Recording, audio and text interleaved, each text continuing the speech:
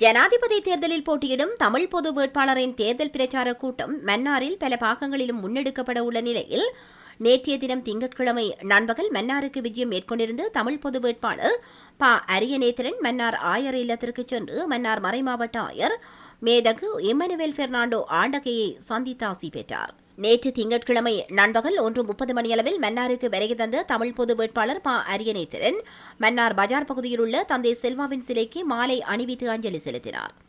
அதனைத் தொடர்ந்து மன்னார் நகரிலிருந்து தமிழ் பொது வேட்பாளர் ப. அரியநேத்திரன் மங்கள வாத்தியத்துடன் அழைத்துச் செல்லப்பட்டார்.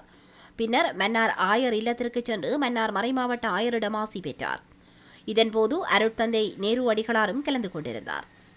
இன்றைய தினம் வியாழக்கிழமை மாலை வரை மன்னாரில் தங்கியுள்ள அவர் பல்வேறு இடங்களுக்கும் சென்று தேர்தல் பிரச்சார நடவடிக்கைகளில் ஈடுபட உள்ளதாகவும் தெரிவிக்கப்படுகின்றது.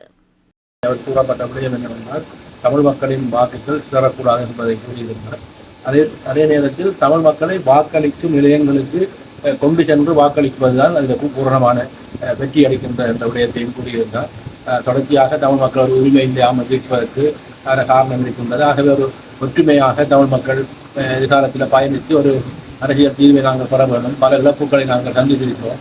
ஆகவே அந்த விடயங்களை நாங்கள் கருத்தில் கொண்டு முன்னெடுக்க வேண்டும் என்றும் பூரணமான ஆசி உங்களுக்கு இருக்கின்றது என்ற விடயத்தை கூறியிருக்கிறோம். நிலவரம் இப்பொழுது ஆதரவு மிக கூடுதலாக அதிகரித்துக் கொண்டிருக்கின்றது. நாங்கள் ஆரம்பத்தில் இருந்ததை விட இப்பொழுது கூடுதலாக மக்கள் வடகிழக்கு மக்கள் இப்பொழுது நான் இப்போ இன்னும் எங்கள் கிழக்கு மாநிலத்துக்கோ அல்லது நாங்கள் வவுனியா திருவண்ணாமலை மாவட்டங்களுக்கு நாங்கள் செல்லவில்லை. நாங்கள் இப்போ சென்றிருக்கின்றது 3 மாவட்டங்கள் மற்றும் 3 மாவட்டங்கள் மக்களிலே 90% மேற்பட்ட தமிழ் மக்கள் மிகவும் ஆதரவாக இருக்கின்றார்கள். ஏனென்றால் பல சம்பவங்களிலே ஏமாற்றப்பட்டிருக்கின்றார்கள். பல தீர்வுகளுக்காக ஏங்கி இருக்கின்றார்கள்.